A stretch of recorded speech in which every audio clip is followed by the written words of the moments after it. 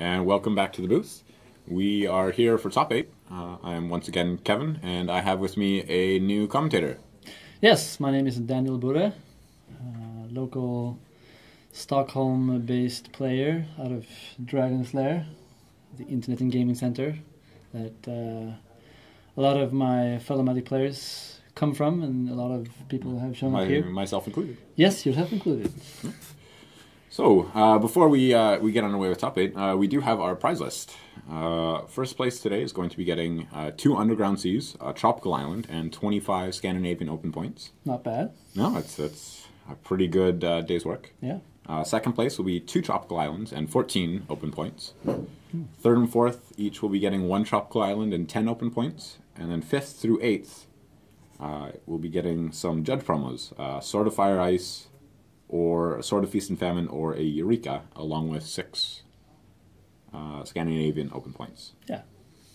So that's not a bad day. No, it's kind of interesting. I was standing by this note a couple of hours ago, reading it. When we were both still in the tournament, hoping we could win them. Yeah. Exactly. And I was like, what does Eureka do? Because I don't know. Eureka is quite... it's not something that I think has seen much constructed, at least not in times that I've been playing, but it is definitely a fun card in Cube. Yeah, it's green. Yeah. It's like the original show and tell. Yes, but it's not... is Eureka... I don't think it's just one show and tell. I think we go back and forth. Or you go back and forth. Yeah, we go back and forth with stuff. Usually the player playing the Eureka has bigger and more broken things to put into play than their opponent, though. So that's nice. So our first match that we're going to be looking at in Top 8 is our 1 versus 8 match. Mm-hmm. Our first place player is Emil Andersson. He's playing Grixis Omnitell. Yeah. Against, in 8th place, Sandro Rajalin. Yeah. Playing Red-Black Goblins. Yes. And I'm very familiar with Sandro Rajalin. He's a Dragon's Lair-based player. Yeah, he is as well. As ourselves are, and very competent Goblins player. Yeah, Goblins is one of those decks that it's not really on the radar, because it's not necessarily the best in the metagame right now, but when you have a deck that you know, and you've played it for 2, 3, 4 years, as Sandro has, I believe. Yeah. Just playing a deck like that you really know in and out is definitely better than picking up anything else that might be the best deck in the format. For sure. And so what do you think about the matchup? Game 1. Game 1. Let's see. Is Sandro playing any? He's not playing any Thalias or anything. Nothing too fancy. Game 1. This seems pretty miserable for Goblins, to put it lightly. Yeah. In the board though, those 4 Chalice Voids can be pretty good. But Sandro does have 2 main deck Cabal therapies. That those, if he knows the matchup he's playing, he's probably going to be mulliganing fairly aggressively for those. It's really his only way to interact. Yeah. All right, and we have. I actually faced the Grixis Omnitell deck in round 1. How did that go for you?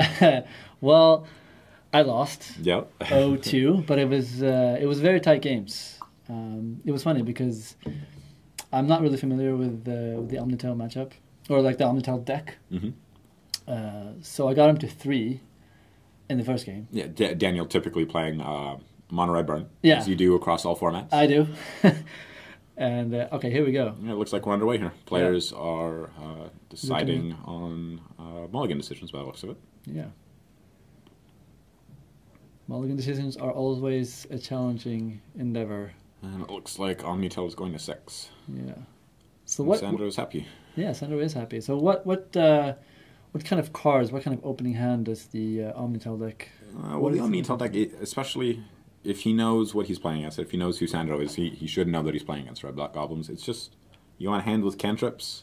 You don't really care too much about your permission, because you don't need to really force will anything. Yeah. Or you shouldn't. It's going to be, do I have a hand that I can just show and tell an Emrakul into play in? Sure, check. Or can I show and tell an Omniscience into play with a Burning Wish and then kill you? Check. Yeah. So those are basically the things that he's looking for. And on the Goblin player side, what do you think is keeping there? So I see a Wasteland, but I can't really make out anything else that he has there. Yeah. And we have the Omniscience and Show and Tell cards up on the screen for you guys. Yeah, so Emil's way of killing through Omniscience today has been Show and Tell Omniscience into play, and then I believe it's Burning Wish for Enter the Infinite, draw his deck. Yeah. Burning Wish again for Spiraling Embers, and for those of you who don't know, Spiraling Embers says deal damage to target creature or player with equal to the number of cards in your hand. Yeah, I and believe. he has an infinite amount of cards in his hand. There's a lot of cards in his hand when he casts this spell. I actually died to that card in round 1. And here we are underway with a Ponder. Ponder. Yeah, it's always good. Setting up your turn for game 1. So on Sandro's side, I can see, it looks like I can see a Matron. He just drew a Chromox for the turn. Yeah. So that's he's fetching. Yeah. So we're gonna, looks like we're fetching a Badlands, and are we putting a Lackey into play? Oh, No, there's the Cabal Therapy, so I was talking about that. It is definitely something that would have led Sandro to want to keep this hand. Yeah. So if he knows the matchup fairly well, then he has a high shot of sort of guessing what he's supposed to name here. Let's see what he names. We got Lightning Bolt, Burning Wish, Lance. I'm guessing that in the dark you're probably going to want to name Show and Tell, because that's the scariest thing. Yeah.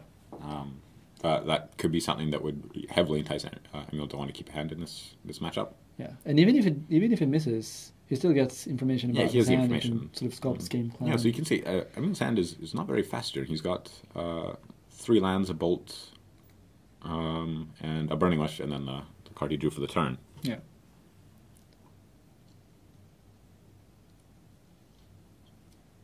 So he's just going to pass the turn back here to Sandro. Yeah. Here he is, considering his options. It looks like Sandro's hand is fairly land heavy as well. It's like the Chromox, a Cavern, and at least one other land there, the Wasteland. Yeah, going with Cavern. And a Mog War Marshal. Yeah. A very interesting looking token over there. And it looks like the War Marshal is going to get... no, it's going to be flashbacked with Cabal Therapy, naming the Burning Wish. Makes sense. So this makes the Lightning Bolt in Emil's hand look pretty bad too. Yeah. So he cuts off the chance of Emil actually looking for his pieces. But it looks like Emil drew a Show and Tell. Oh. So a little bit of luck. Yeah, so the coast is clear if he draws an Omniscience or an Emrakul here. Yeah. Let's play Scalding Tarn. Just passes the turn back. Yeah. Popular dual land from Zendikar. Scalding Tarn is a very expensive card. It is, but it's probably the most commonly played. Ooh. Drew the other Cabal Therapy. So what do you think? He's just going to tear his hand apart here. So he's going to get the Show and Tell. He did. So very nice. This hand disrupting away. So he's left with a Lightning Is he going Bolt. to flash it back as well? I don't know if I really like that. That seems a little aggressive. Yeah, because he doesn't even have any quality targets. I mean, sure. Well, he's going to force him to use the Bolt. Yeah. And then he doesn't have any targets left because there's just 2 lands in hand. Yeah. So Chromox. A Tarfire, which is not a useful card in this matchup, followed by a... Oh, actually, so... That's seeing that, I actually don't mind the flashback now. No. Getting that Bolt out of the way so that he can get his... is that Chieftain or War Chief? Yeah, just one of his quality lords. War Chief, I believe. Yeah, so he protects it in a way. Yep. So he can get in for 2. So Sandro is in a very good position to have a good shot at winning this, perhaps. A little bit premature. You never know in Magic. It is. Oh, but here we have a Goblin Matron. Yeah, fetching... most likely getting a... I'm not really sure what that art is. No. But I feel like Pile Driver is a reasonable thing to be fetching in this position. So we're seeing the card at a distance here from the on the display here. So we're kind of guessing what cards there are. But it's coming in. Or is that a Warren Weirding? Might be. Unfortunately, I can't even remember what that card is. We'll have to double check. I'll have to go to my little source here. Yeah, it does have one copy of Warren Weirding. But Emil is at 15 here.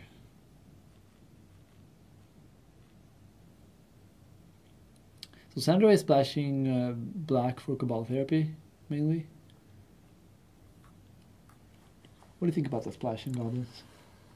Oh, well, I mean, it's been amazing here so far. Yes. But Goblins is... I guess they've gone one of two ways with their splashes. It's traditionally either with black for cards like Cabal Therapy, or they've gone for... they've gone with white for Thalia. Yeah, sure. Both disruptive elements to augment the Goblin game plan. Yes. Yep, I've played Goblins at a few Star City Games Opens in the past myself. Yeah. With Thalia myself at the time. So when was this? That was, well, it didn't go very well. But I think that was about 1 or 2 years ago. I played in, I think, three Legacy Opens in Seattle. Sweet. So being from Vancouver, it's not too far of a trip myself. And Sandro's doing something really unique here. He was talking about this card. It's so he's searched up a number of cards in his deck, Omniscience and 2 Emrakles, and exiled them with a card that he talked about to me actually a couple of hours ago. Which card would that be? Let's see. Could it be the Emil squad? I'm not sure, but it is a goblin that you can like either exile or sack to search. Or yeah, there we go. Earwig Squad. Yeah, with Prowl. So when Earwig Squad comes into play, if its Prowl cost was paid, search target opponent's library for 3 cards, and that player removes himself. Yeah. Okay. There we go. Thank you, coverage team, for putting that up for us. Don't know if I've seen that one before. Oh, so he basically just pays 3 Prowls and just strips. He got 2 Emrakles and Omniscience. Yeah, so he's just stripping both the hand and the library of win conditions, combo pieces, while still beating down. So he's in a good position here. Going for a Ponder. Might make up for this. You know, trying to dig for answers, dig for combo pieces. You know, he's just going to have to get some resources back. Can't really see what he's drawn with the Ponder, but he's keeping them on top. Draw a card. Let's see what he found. It's the 15. It's Tropical Island. White bordered. Well, Volcanic Island. Yeah, Volcanic Island. Yeah. There we go. The black border ones are... slightly more expensive. Yes, to say the least. Slightly, yes. So Sandro is tapping lands. I'm curious to see what Emil kept on top there. He does have a lot of good draws here. In Burning Wish, obviously being one of them. Burning Wish into probably... Does he have Pyro? Yeah, he does have Pyroclasm on the board. Burning Wish into Pyroclasm is it's a pretty good line here. Yeah. So Matron and their players are discussing about something. He's going a reach-in. Looking for a goblin. It feels like pile driver time here to me. Yeah. Trying to go for the kill. Yeah. Yep, and that's what it is. Yeah. Driving the pile. Shuffling. Yeah, we'll see. Emil is at 15. How much is he hitting for here? So pile driver is for, is it +2/+0 for each attacking goblin? Yeah. Yeah, so... 1, 2, 3, 4, 5. That's a lot. Yeah, it's a lot. Maybe this is lethal. We'll see. And Emil is cracking his fetch land. He might have found a bolt. Yeah. He's trying to stay alive.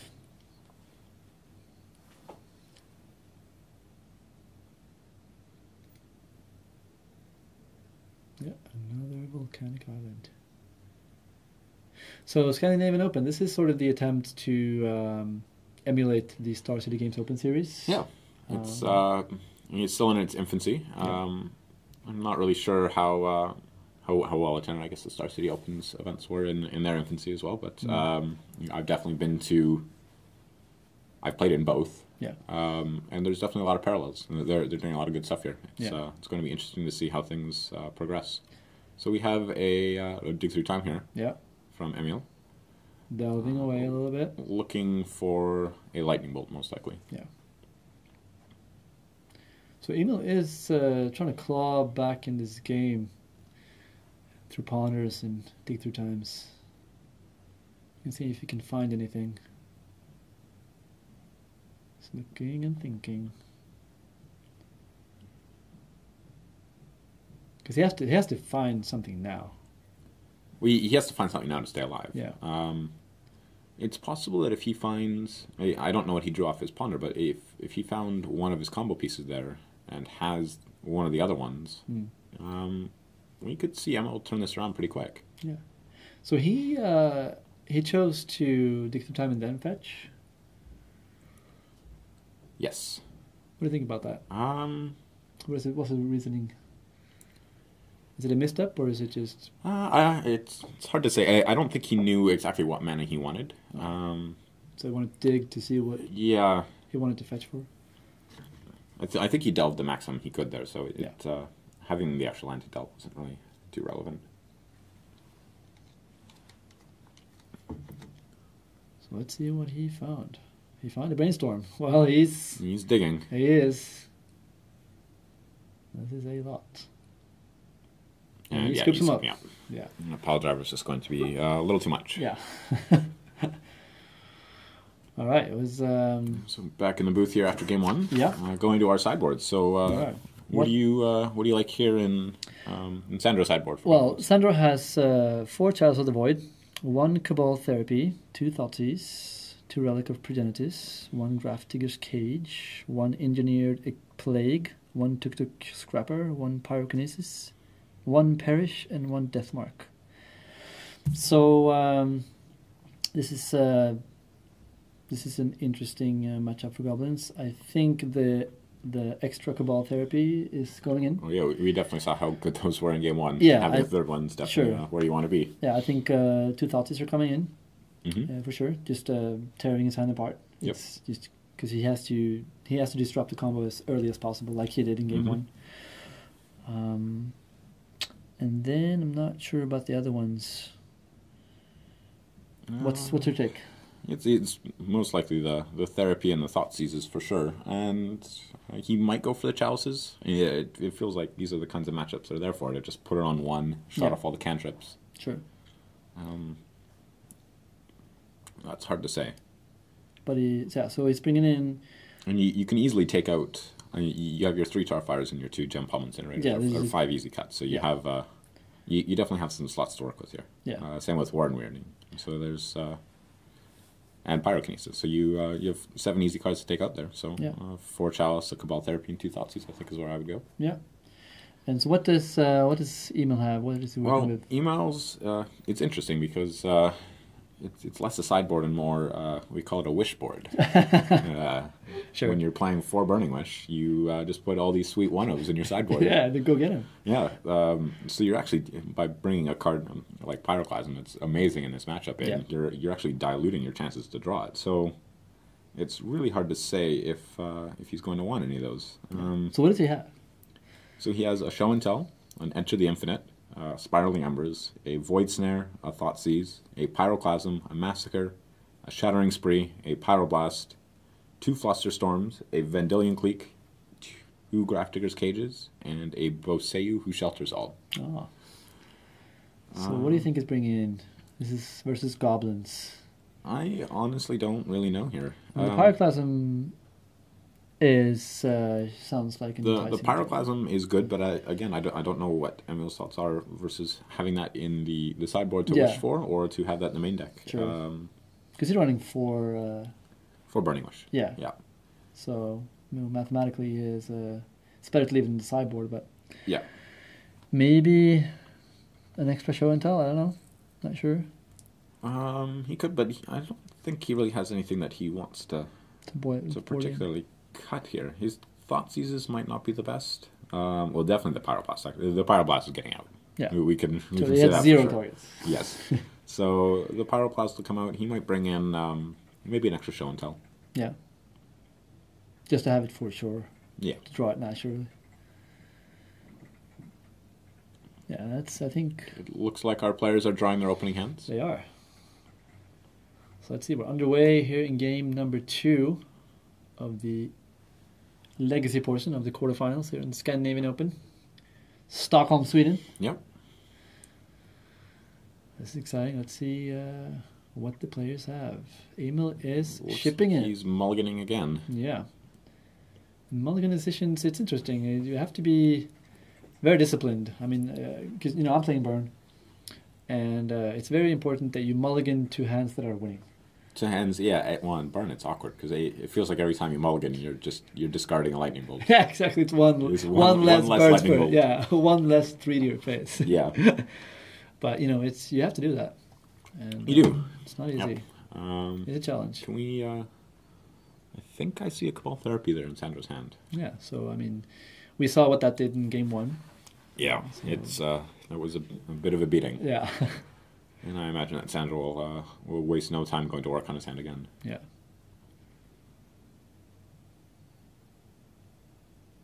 All right, let's see if you can draw a quality 6. Yeah, it was almost drew one too much. Yeah.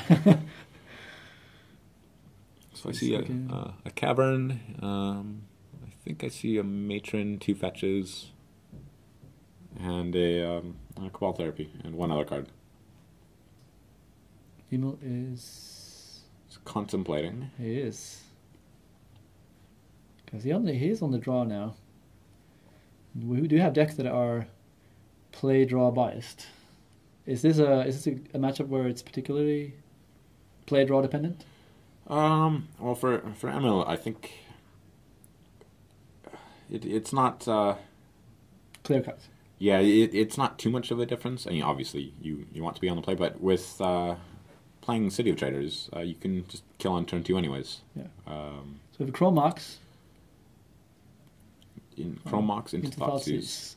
Looks like this is a brainstorm in response. Now he wants to protect his hand. Yes. At all costs.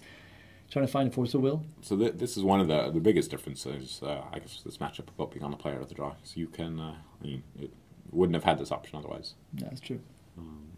So he's going to pick up 3, put 2 back, hopefully protect some good stuff. Yeah. But he's going to lose one thing to this, and then there will be a follow-up Cabal Therapy that I don't think Emil he's not aware of yet. Yeah. So he lays out his hand. We have bolts. So you're going to take the Omniscience here. Yeah. And then the Cabal Therapy is going to get both the bolts. Yep. And this is going to get ugly. Yeah, so maybe Sandro did bring in the extra Cabal Therapy. Yeah, for sure. For sure. And we see the Black Splash paying off for Goblins. Oh, does he not have another black mana? Edelweiss? Either way, he's going to be able to get both the bolts next turn. Yeah. To protect his creatures, which is his path to victory. Mm-hmm. So you see Sandro leaving the dice on top of the deck there just to remind himself of the Vile Trigger. Yep. Yeah, I was doing the same all day, playing Death and Taxes. Yeah, it's obviously a good tool if you want to keep focused and not miss your triggers. No, there's no reason not to. No. Sandro drew into something spicy, hopefully. So he just, I think I saw a mountain there. Yeah, and here we go. We're going to be leading on this Cabal Therapy. Yeah, and we can bet I think we can safely say that Lightning Bolt will be named here. Yeah. The 2-for-1 is pretty hard to... Here we go. No more Lightning Bolts. He has to take the time. So it is playing openly here. No, it's picking them up. So he does have a dig through time to get back in this, because Sandro has not deployed any threats yet, but here we go. Yeah, with the flashbacked. Yeah, he played, strips everything. Yep. Just get rid of all of it. Yeah, this is sort of the same story that we saw in game 1. Stripping Emil's hand. He can fetch to thin his deck by 2 cards, but other than that, he's just drawing naturally here. Well, and thinning your deck is not as important in this format as others. You don't want to fetch prematurely before brainstorms. Sure. But Sandro is not deployed a threat yet, so... But I do believe he has a Matron in his hand. Yeah. So he can start assembling his goblin army, which he's going to do at the end of Emil's turn. No, there's a Mog War Marshal. Oh, there we go. But he'll be able to sequence things pretty well the next couple turns if that is a Matron. He'll put this up to 3. Yeah, and then... Be able to put his Matron in, probably a Matron for a Ringleader. Yeah. And the next turn put it up to 4. Yeah. Put the Ringleader in, and draw... Well, what seems like always is 4 or 5 cards. Yeah. Yeah, sure. I mean, in the Gauntlet, it's stacking full of goblins. When I play Ringleader, it's I draw 1. Yeah. I played Sandro a couple weeks ago. It was, he drew 4. Oh, all right. So. Variance is a part of Magic. Yes. So here we go. We're coming in. Tap for 4. Yeah. So Sandro is going to work on Emil's life total. We have another Thoughtseize. So this is, yeah, okay, it's fetching. So it looks like Emil might have drawn another Brainstorm. Yeah. So we'll see what happens here. Yeah, and fetching again. Double fetching. Let's see what kind of lands he's getting.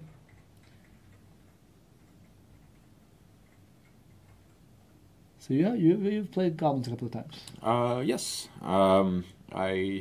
I got out of it when True Name Nemesis was printed. Yeah, sort of stands in the way a little bit. Well, unfortunately, the side effect of True Name Nemesis, it wasn't really that it stood in your way. Yeah. Because you can kind of go wide. Yeah. You can have a lot of creatures in play, and you don't really worry about it too much. You can swarm it. But everybody likes playing these cards like Golgari Charm that give everything -1/-1. Yeah. To kill True Name Nemesis. Unfortunately, that has the side effect of killing all of your goblins. Yeah. So here we go. Fetching a Snapcaster Mage. Okay then. So Snapcaster into Brainstorm. Yeah. He's trying to the singleton Snapcaster Mage in the main deck here. Here we go. Trying to get some value from your spells. So what did he do? Putting back 2 cards.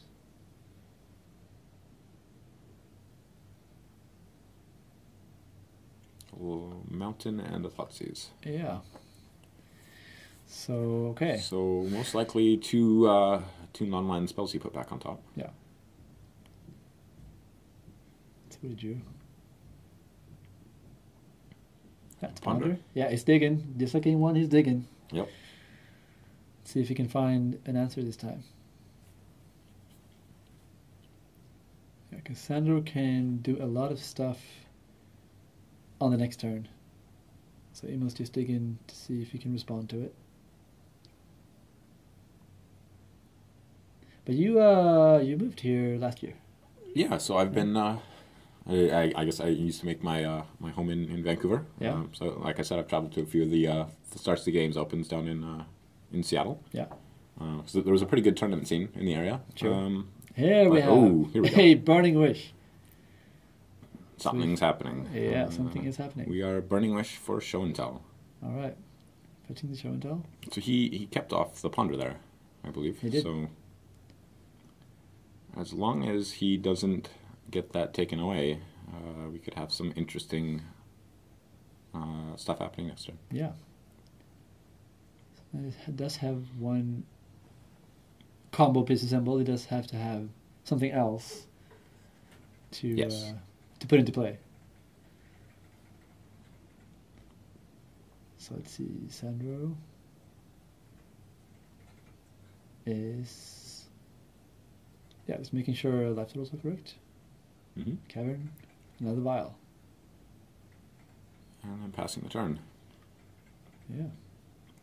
Oh, looks like Here we're... we go. Show and tell. What you got? Enter Infinite. No, that's Omniscience. Omniscience, there we go.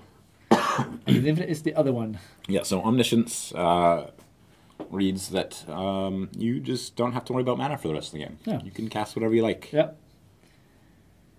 And now Sandro is deploying his army. There we go. Omniscience up on the screen for you. So Sandro, off his ringleader there, he hit only 1 card. Yeah. That was 3 lands and card is a little off screen, so I couldn't. I think it was a Gem Palm Incinerator. Yeah, so He cycled on the Snapcaster range. Yeah, so that remained in his deck. Yes. Yeah, it's possible that he kept one in because he didn't have enough other things to take out. Yeah. And the nice thing about an Incinerator is it still just cycles. Yeah. You can always... draw a card from it. Yeah. So, Emil has got one card in hand, Omniscience. And just pass the turn back. Yeah. Omniscience is very hot when you got a lot of cards in your hand. You can just dump everything. Well, he's got a lot of really good... I mean, Emrakul is good. Obviously. Burning Wish. Burning Wish will just win the game on the spot. And here we go. Another Goblin joining the party. And they're all coming in. Emil's at 10, and he's taking a chunk of damage.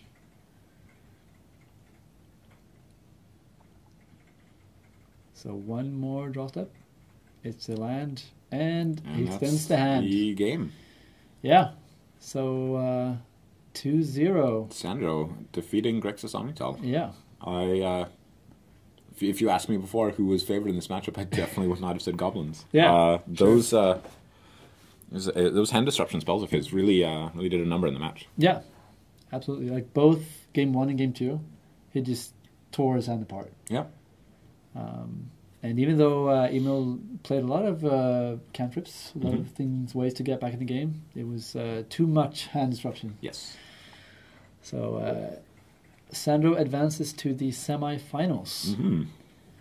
Congratulations to him. Yeah. So I don't know if we are having a backup match. We'll see. Yeah, so it looks like we might be getting Sandro to come in here and chat with us. Yeah, that would be awesome. He's a very, very pleasant person, Sandro. Very polite, very kind person. So, and he knows, like we said earlier, I mean, he's played this deck for a while. Yeah. So he knows the ins and outs of it. So it will be interesting to have him in the booth here and discuss the matchup and his thoughts, his reasoning for his plays, which were successful, say least. So we're going to go to a quick commercial break.